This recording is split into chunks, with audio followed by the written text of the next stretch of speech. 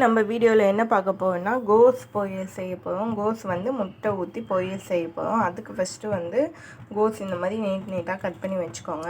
வச்சு அடுப்பு மேலே ஒரு கடாய் வச்சுக்கோங்க. கடாய் நல்லா காயிட்டும். காய்ஞ்சதுக்கப்புறம் எண்ணெய் சேர்த்துக்கலாம்.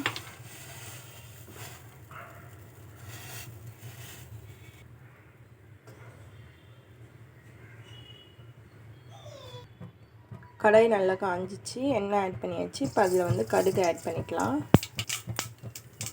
கடலைப்பருப்பு, கடுகுலாம் நல்லா பொரிஞ்சதுக்கப்புறம் வெங்காயம், பச்சை மிளகாய் ஆட் பண்ணிக்கலாம்.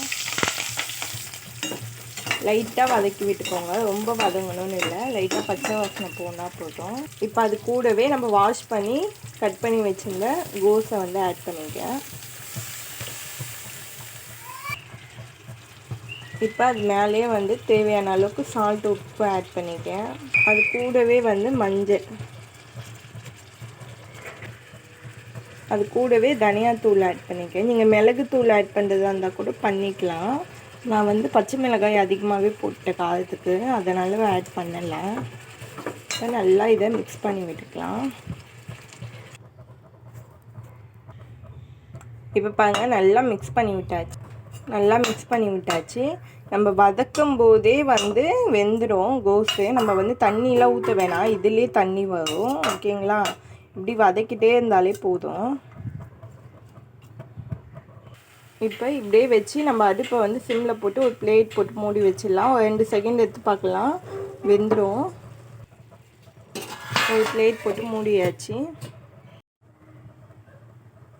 இப்போ பாருங்கள், பிளேட் எடுத்து பார்க்கலாம் வெந்துச்சான்னு. பாருங்கள், நல்லாவே வெந்துட்டு. நம்ம தண்ணி எதுவுமே ஊற்ற வேணாம், வதக்கி விட்டாலே போதும், வெந்துடும். நல்லா மிக்ஸ் பண்ணி விட்டுக்கலாம். முட்டை ஊற்றிக்கலாம். நான் ஒரு முட்டை தான் ஊற்றுறேன், நீங்கள் 2 ஊற்றுறதா இருந்தால் கூட ஊற்றிக்கலாம்.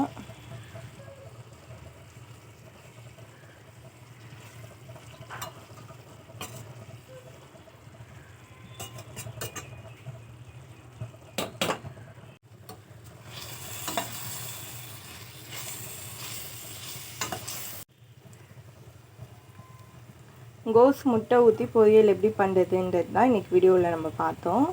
இந்த வீடியோ உங்களுக்கு பிடிச்சிருந்தால் லைக் பண்ணுங்கள், ஷேர் பண்ணுங்கள், சப்ஸ்கிரைப் பண்ணுங்கள்.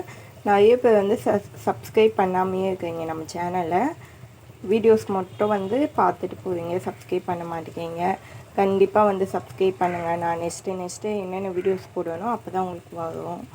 ஓகேங்களா? தேங்க்யூ.